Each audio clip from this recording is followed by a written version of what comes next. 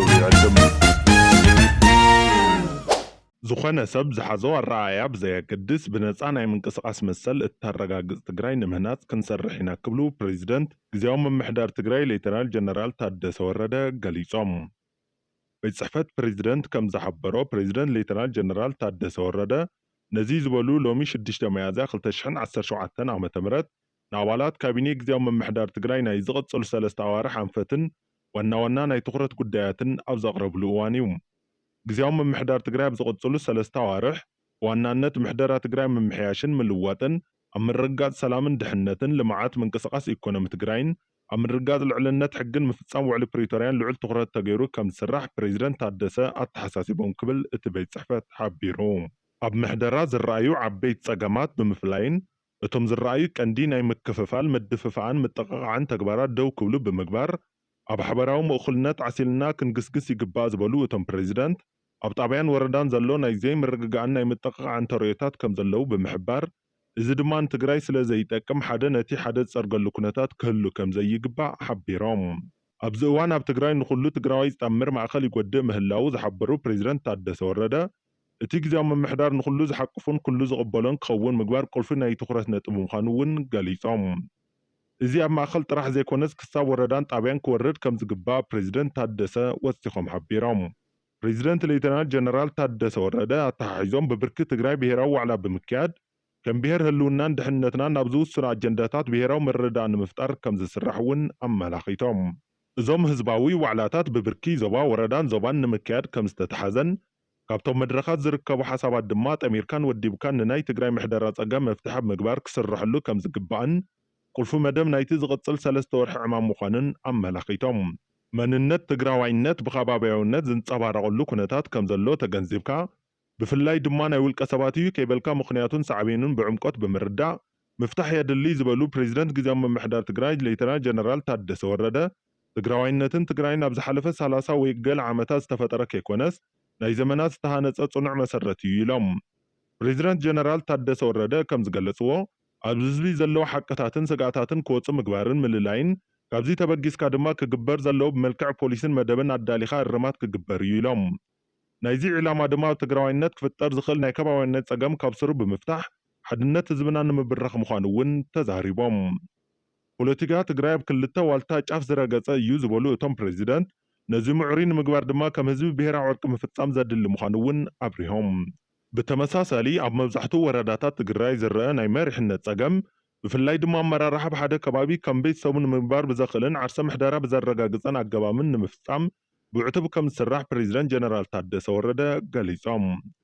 ጉዳይ ማሕበረሰብ ዲያስፖራ ትግራይ እውን ልዑል ትኹረት ተዋሂቦ ከም ዝስራሕን ኣብ ዝቕጽል 3 ወርሒ ክስርሑ ካብ ዝግብኦም ዕማማት ሓደ ምዃኑ ዝሓበሩ ጀነራል ታደሰ ወረደ ደጋፍን ተቃዋሙን ኮይኑ ኣብ ክልተ ተኸፋፊሉ ዘሎ ማሕበረሰብ ዲያስፖራ ናብ ሓደ ብሄራዊ ምርዳእ ክመጽእ ክስራሕ ኣለዎ ኢሎም። ናይ ሰላምን ድሕንነትን ጉዳይ ኣብዚ 3 ወርሒ ክጅመር ከም ዘለዎን ሰላምን ድሕንነትን ናይ ምርግጋጽ ሓላፍነት ናይ መንግስቲ ስለ ዝኾነ ብዕቱብ ከም ዝስርሐሉ ዝጠቀሙ ፕሬዚደንት ታደሰ ወረደ ብፍላይ ዘሎ ናይ ስርቂ ሃንጊ ክትራን ወዘተ ተርዮታት ንምዕጋትን ሰላምን ምርግጋዕን ንምፍጣርን ከም ዝስራሕ ኣመላኺቶም። ሰላምን ድሕንነትን ንምርግጋጽ ድማ ህዝቢ ምምሕዳርን ናይ ጸጥታ ሓይልን ተደጋጊፉ ክሰርሕ ዝኽእለሉ ስርዓት ክዝርጋሕ እዩ ኢሎም። ምዚ ኣተሓሒዞም ልዕልነት ሕጊ ኣብ ምርግጋጽ ቀዳምነት ይብካ ከም ዝስራሕን ትካላት ፍትሒ ካብ ዝኾነ ኢዳታውነት ነፃ ኮይኖም ልዕልነት ሕጊ ኣብ ምርግጋጽ ንኽሰርሑ ድማ መንግስቲ ግቡእ ከም ዝዋፃእ ፕሬዚደንት ጀነራል ታደሰ ወረደ ኣተሓሳሲቦም።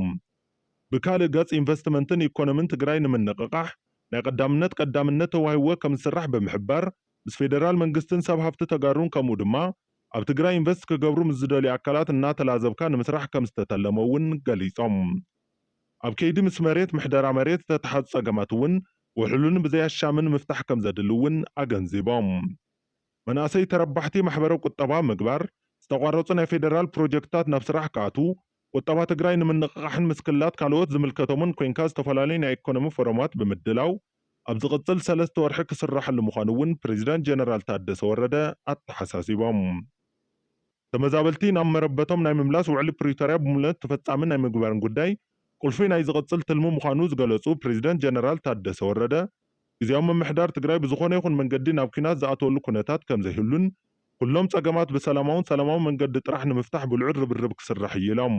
ኣባላት ካቢኔ ግዚያዊ ምምሕዳር ትግራይ ኣብቲ ዝቐረበ መበገስ ሓሳብ ሰፊሕን ዓሚቑን ምይይጥ ድሕሪ ምክያድ ብምሉእ ድምፂ ኣጽዲቕዋ ኣሎ ዝበለ ቤት ጽሕፈት ፕሬዚደንት ኣብ መወዳእታ ፕሬዚደንት ታደሰ ሕድሕድ ሴክተራት ከዓ ካብዚ ትልሚ ተበጊሰን ዝጭበጥን ዝቑፀርን መደባት ካውፅኣ ኣተሓሳሲቦም።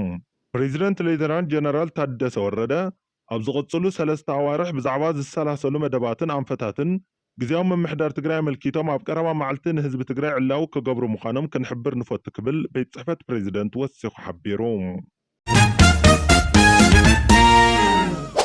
ብሔራዊ ጉባኤ ብምጽዋዕ ብሔር ካብ ቁልቁለት ጥፍኣት ዘድሕን ልዝብ ምጅማር እቲ እንኮን ግዘ ዘይህብን ኣማራጺ ከም ዝኾነ ይኣምን ክብል ሳልሳይ ወያነ ትግራይ ገሊጹ።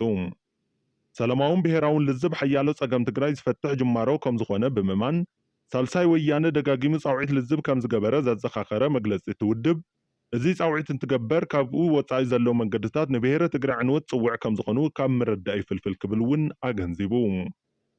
ክንዲ ልዝብን ብሔራዊ ጉባኤን ፖለቲካ ትግራይ ብሓይሊ ንምብሓዝ ዝተገበረ ዓመፅ ትርፉ ሕድሕዳዊ ቅርሕንቲ ወሊዱ ንትግራይና ናብ ዝኸፍአ ቅልላው ብምስጣሕ ኣደዳ ግዳማውያን ሓይልታት ገይርዋ ይርከብ ድማ ክብል ውድብ ሳልሳይ ወያነ ትግራይ ገሊጹ።